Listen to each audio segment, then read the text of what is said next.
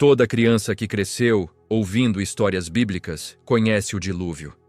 Deus destruiu o mundo inteiro com água.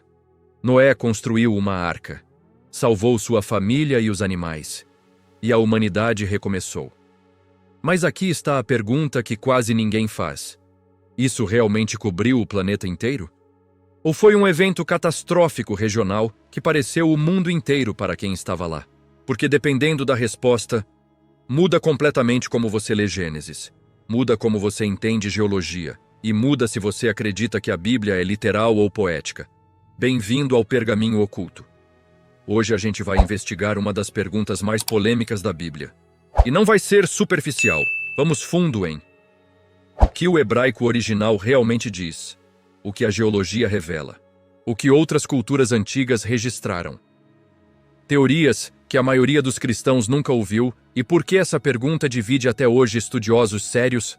Prepare-se, porque isso vai te forçar a repensar tudo. Parte 1. O que a Bíblia realmente diz? Gênesis capítulo 7, versículo 19. E as águas prevaleceram excessivamente sobre a terra, e todos os altos montes que havia debaixo de todo o céu foram cobertos. Parece claro, certo? Todo o céu, todos os montes, águas cobrindo tudo. Mas vamos devagar. Porque o hebraico original usa palavras específicas que mudam o significado dependendo do contexto. A palavra traduzida como terra é Eretz, A-R-T-S.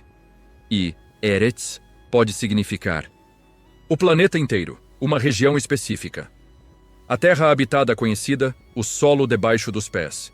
Exemplos, Gênesis 2:13. Toda a terra de Cuxi. Região, não planeta. Gênesis 41:57. Toda a terra veio ao Egito. Hipérbole, não literal. Êxodo 10:15. Gafanhotos cobriram toda a terra do Egito. Região. Então, quando Gênesis 7 diz que o dilúvio cobriu toda a Eretz, significa o planeta? Ou a região conhecida? A linguagem permite ambas as interpretações. E isso não é desonestidade textual. É reconhecer que hebraico antigo usa linguagem fenomenológica. Descreve o que parece ser verdade do ponto de vista do observador. Se você está na Mesopotâmia e vê água até onde seus olhos alcançam, para você, o mundo inteiro está inundado. E se você está percebendo que nunca tinha pensado nisso dessa forma, deixa nos comentários. Nunca questionei a palavra Eretz, porque a gente está só começando. Parte 2. O problema geológico. Agora vamos falar de ciência. Se o dilúvio cobriu o planeta inteiro, incluindo o Monte Everest, que tem 8.849 metros, precisaríamos de aproximadamente 4,5 bilhões de quilômetros cúbicos de água. Problema 1. De onde veio essa água? Gênesis 7:11 diz: Romperam-se todas as fontes do grande abismo, e as janelas dos céus se abriram. Duas fontes.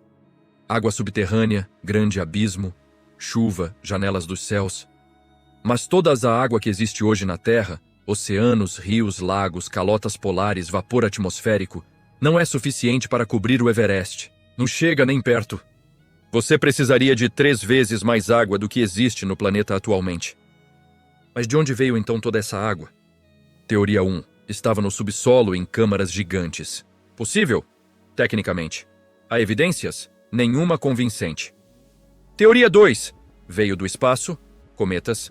Possível? Teoricamente. Provável? Não. Teoria 3. As montanhas eram mais baixas antes.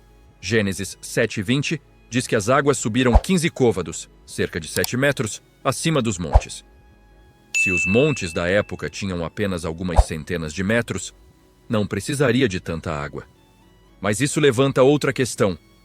Quando as montanhas ficaram altas, tectônica de placas leva milhões de anos, a menos que você acredite em tectônica catastrófica, movimento acelerado de placas durante o dilúvio, defendida por alguns criacionistas de terra jovem, mas muito rejeitada pela geologia convencional. Problema 2. Para onde foi a água depois? Se o planeta inteiro estava coberto, a água simplesmente evaporou? Foi absorvida? Vazou para o espaço? Gênesis 8:3 diz que as águas iam minguando. Mas para onde? Teoria: as bacias oceânicas ficaram mais profundas e as montanhas mais altas, acomodando a água. Mas isso exigiria reconfiguração geológica massiva, em meses. Problema 3. Evidência geológica.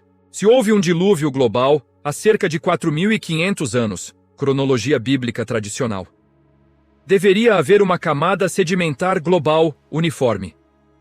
Mas me diga, há camada sedimentar global uniforme? Não. Há camadas sedimentares globais? Sim, mas datadas em centenas de milhões de anos, não milhares. E são múltiplas, não uma única camada de dilúvio. Geólogos cristãos sérios reconhecem isso. E é aqui que a coisa fica interessante. Se isso está fazendo você repensar geologia e Bíblia ao mesmo tempo, comenta. Geologia e Gênesis não batem, porque a tensão só vai aumentar. Parte 3. Outras culturas falam de dilúvio. Aqui está um fato inegável. Culturas antigas do mundo inteiro têm lendas de dilúvio. Mesopotâmia, Épico de Gilgamesh, 2100 a.C. Suméria, Ziusudra. Índia, Manushina, Gunyu Maias, Popol Vuh. Nativos americanos, várias tribos. Mais de 200 culturas têm histórias de grande inundação. Isso prova dilúvio global? Não necessariamente, mas prova que algo aconteceu. A questão é, foi um evento global que todos lembram? Ou foram vários eventos regionais que cada cultura registrou? Vamos pegar o Épico de Gilgamesh. Escrito na Babilônia, pelo menos 1000 anos antes de Gênesis ser compilado, segundo estudiosos críticos. A história, Utnapishtim é avisado pelos deuses de uma inundação. Constrói um barco. Salva sua família e animais. A inundação cobre a terra. O barco pousa numa montanha. Ele solta pássaros para testar. Oferece sacrifício após sair. Idêntico a Gênesis 6, 9. Então, quem copiou quem? Teoria 1. Gênesis copiou Gilgamesh. Estudiosos críticos acreditam nisso. Teoria 2. Ambos registram o mesmo evento. Conservadores acreditam nisso. Teoria 3. Existe uma fonte mais antiga que ambos usaram. Possível, mas aqui está o detalhe crucial. No Épico de Gilgamesh, a inundação é claramente regional. O herói caminha até o outro lado da terra seca depois. Ou seja, a história mais antiga do dilúvio não descreve evento global. Descreve catástrofe na Mesopotâmia. Isso sugere que o evento original foi regional. E ao longo dos séculos, diferentes culturas expandiram a narrativa. Parte 4. A teoria do dilúvio local. Agora vamos para a teoria que mais faz sentido geologicamente, mas incomoda teologicamente. Dilúvio local. Inundação massiva, mas regional. Especificamente, Vale da Mesopotâmia, entre os rios Tigre e Eufrates, onde supostamente ficava o Jardim do Éden, segundo a maioria das interpretações. Onde viviam Adão, descendentes de Caim, descendentes de Sete, onde Noé vivia. Evidências geológicas. Em 1929, arqueólogo Leonard Woolley encontrou uma camada de sedimento de 2,5 metros em Ur, sul do Iraque. Datada a aproximadamente 4.300 e 500 a.C., ele chamou de Camada do Dilúvio. Em 2000, geólogos William Ryan e Walter Pittman propuseram a teoria da inundação do Mar Negro. Há cerca de 7.500 anos, o mar Mediterrâneo rompeu o Bósforo e inundou a região do Mar Negro. Água salgada invadiu vales habitados, catastrófico, repentino. Deslocou populações inteiras. Poderia ter inspirado as lendas? Possivelmente. Mas tem um problema. A cronologia não bate perfeitamente com Gênesis. Então a pergunta permanece. Houve um grande dilúvio regional que Gênesis registra? Ou múltiplos eventos que se fundiram na memória coletiva?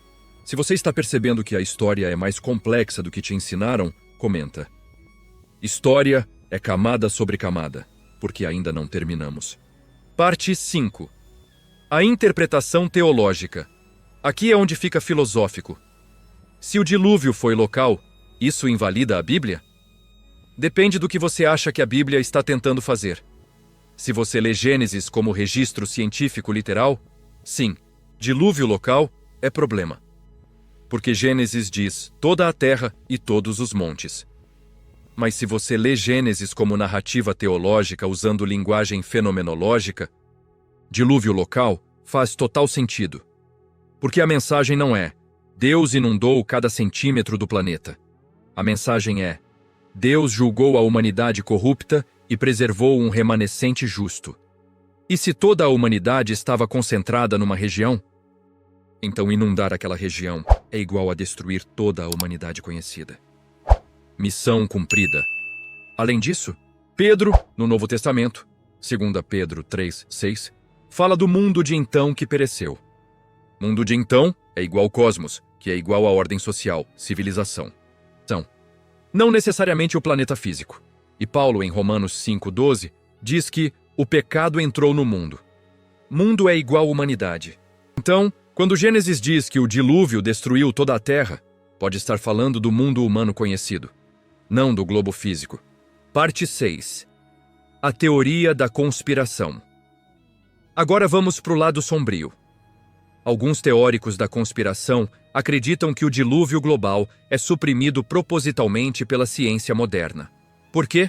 Porque dilúvio global prova um design inteligente que valida a Bíblia, destrói evolução de longo prazo. Força, reconhecimento de julgamento divino. E instituições científicas, segundo essa teoria, têm interesse em manter o naturalismo. Então, evidências de dilúvio global são reinterpretadas como eras geológicas longas, ignoradas, ridicularizadas, fósseis marinhos no topo de montanhas. Ciência. Placas tectônicas levantaram fundos oceânicos antigos, criacionistas. Dilúvio depositou rapidamente. Camadas sedimentares dobradas sem fratura. Ciência. Pressão e calor ao longo de milhões de anos. Criacionistas. Sedimento ainda mole foi dobrado rapidamente. Fósseis polistratos, árvores atravessando múltiplas camadas. Ciência. Situações locais específicas. Criacionistas. Deposição rápida durante dilúvio. Quem está certo? Depende de quais pressupostos você aceita. Porque ciência não é neutra. Todo mundo interpreta dados através de uma cosmovisão. E aqui está a parte incômoda. Ambos os lados têm pontos válidos. Criacionistas apontam anomalias reais que geologia convencional não explica bem. Mas também ignoram montanhas de evidências que não se encaixam em cronologia curta. Geólogos convencionais têm framework sólido, mas às vezes descartam rápido demais anomalias que desafiam o modelo. Então quem está certo? Talvez os dois, talvez nenhum. Talvez a verdade esteja em algum lugar no meio. Se você percebeu que essa questão não tem resposta simples, deixa nos comentários. A verdade é mais complexa. Parte 7. Conclusão: pensando fora da caixa. Então, o dilúvio foi local ou global? A resposta honesta: não sabemos com certeza absoluta. O texto bíblico permite ambas as interpretações. A geologia favorece dilúvio local ou múltiplos eventos. A tradição cristã sempre ensinou global. Mas tradição não é o mesmo que verdade. E aqui está o que realmente importa. Essa pergunta te força a decidir como você lê textos antigos. Literal em tudo? Poético em partes? Teológico acima de científico? E te força a decidir. O que você faz quando Bíblia e ciência parecem conflitar? Ignora a ciência? Reinterpreta a Bíblia? Ou aceita a atenção e continua investigando? Porque talvez a atenção seja o ponto. Talvez não devêssemos ter todas as respostas. Talvez dúvida honesta seja mais valiosa que certeza arrogante. E talvez o dilúvio seja menos sobre água cobrindo montanhas e mais sobre humanidade sendo confrontada com as consequências de suas escolhas. Local ou global, a mensagem permanece. Ações têm consequências. Corrupção gera destruição e renovação exige algo morrer primeiro. Se isso mudou a forma como você pensa sobre o dilúvio, deixa nos comentários qual teoria faz mais sentido para você. 1. Global literal. 2. Local mesopotâmico. 3. Múltiplos eventos fundidos. 4. Linguagem poética, teológica. 5. Não sei e tudo bem. E se você quer continuar investigando perguntas que quase ninguém faz, se inscreve no canal. Porque no próximo vídeo a gente vai investigar algo ainda mais perturbador. A serpente do Éden Era Satanás ou outra coisa? Spoiler: Gênesis nunca menciona Satanás. Então quem era a serpente de verdade? Pergaminho oculto. Investigando o que está escrito, mas ninguém questiona.